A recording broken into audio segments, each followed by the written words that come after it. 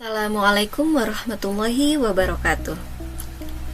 Di zaman yang serba instan ini, pinjaman online atau yang sering kita sebut pinjol nawarin kemudahan yang kayaknya susah banget buat ditolak ya. Tapi apa kita pernah mikir, kemudahan yang cuma sekejap ini sejalan nggak ya sama ajaran agama kita?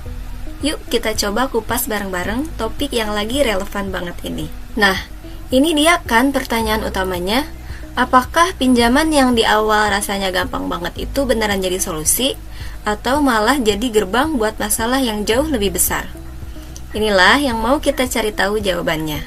Duh, kita semua tahu banget deh gimana menggodanya kalimat ini, apalagi pas lagi ada kebutuhan yang mendesak. Wah, rasanya ini jalan keluar tercepat. Teknologi emang bikin semuanya jadi super gampang. Tapi justru karena gampang itulah kita dituntut buat lebih hati-hati dan lebih bijak lagi. Oke, sekarang kita masuk ke bagian yang paling dasar ya, biar kita paham soal posisi pinjol ini dalam Islam.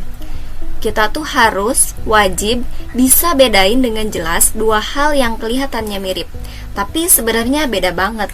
Mana hutang dan mana riba. Nah, di sini kelihatan jelas banget kan bedanya. Kalau dalam Islam, hutang itu dasarnya adalah perbuatan sosial. Semangatnya itu buat tolong-menolong. Saya bantu kamu sekarang, nanti kamu kembalikan dengan jumlah yang sama. Titik, sudah. Kalau riba, beda cerita. Riba itu udah masuk ranah bisnis, di mana ada syarat ketentuan dari uang yang dipinjamkan. Jiwanya tuh udah beda jauh. Jadi, biar makin jelas ya, apapun namanya, mau itu bunga, biaya admin, atau tambahan apapun, kalau itu disyaratkan di awal sebagai imbalan atas pinjaman, ya itulah yang namanya riba. Definisinya sesimpel itu, tapi dampaknya luar biasa. Oke, sekarang kita tahu apa itu riba. Pertanyaannya, kenapa sih Islam melarangnya dengan sangat keras? Ini tuh bukan cuma aturan yang kaku loh, tapi ada alasan dan hikmah yang dalam banget di baliknya. Coba deh, kita lihat bahaya-bahaya yang seringkali nggak kelihatan. Nah, ini dia akarnya. Jadi, larangan riba itu intinya soal keadilan. Allah melarangnya karena praktek ini udah dari sananya menciptakan sistem yang berat sebelah. Yang punya uang jadi makin kuat, sementara yang lagi butuh bantuan malah makin tertekan. Ini semua demi melindungi kita dari penindasan finansial. Dampaknya ini nyata banget loh di kehidupan. Riba itu bisa menciptakan ketidakadilan, pastinya memberatkan yang minjem, dan yang paling personal, bisa menghilangkan berkah dari rezeki kita. Seringnya malah jadi kayak bola salju. Bunga yang terus berbunga, akhirnya bukan nolong, tapi malah ngejerat kita di lingkaran hutang yang gak ada habisnya. Setelah tahu masalahnya, pastinya kita butuh solusi kan? Tenang, karena Islam itu nggak cuma melarang, tapi juga selalu ngasih jalan keluar yang adil dan bikin hati lebih tenang. Ada kok caranya buat memenuhi kebutuhan finansial kita tanpa harus kejebak riba. Nah, ini dia 3 langkah praktisnya.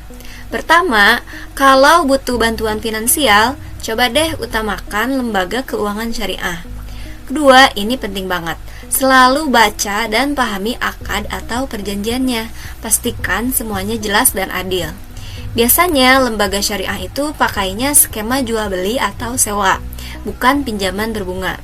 Jadi resikonya ditanggung bersama. Dan yang ketiga, ini adalah fondasi dari semuanya, yaitu poin ini. Sebetulnya, inti dari keuangan yang sehat menurut Islam itu ya keseimbangan. Gimana caranya kita mengelola keinginan supaya enggak lebih besar pasak daripada tiang. Ini bukan berarti kita harus hidup susah ya, sama sekali bukan. Tapi ini soal hidup yang lebih cerdas, terencana, dan ujung-ujungnya lebih tenang. Jadi kesimpulannya jelas banget ya, mengelola keuangan secara bijak itu bukan cuma soal angka, tapi soal gimana kita merancang hidup yang lebih tenang dan penuh berkah. Keputusan finansial kita hari ini itu investasi buat ketenangan kita di masa depan loh. Kita balik lagi nih ke pertanyaan di awal tadi. Yuk kita jadiin kalimat ini pengingat buat kita semua. Selalu pikirin dampak jangka panjangnya dari setiap keputusan keuangan kita. Jangan sampai deh kita menukar ketenangan di masa depan hanya buat kemudahan sesaat. Pada akhirnya, pilihannya cuma dua ini. Mau ngejar ketenangan finansial yang mungkin cuma sementara, atau mau membangun keberkahan untuk selamanya? Jawabannya ada di tangan kita masing-masing. Semoga obrolan kita kali ini bermanfaat dan bisa ngebantu kita ambil keputusan yang lebih bijak lagi. Wassalamualaikum warahmatullahi wabarakatuh.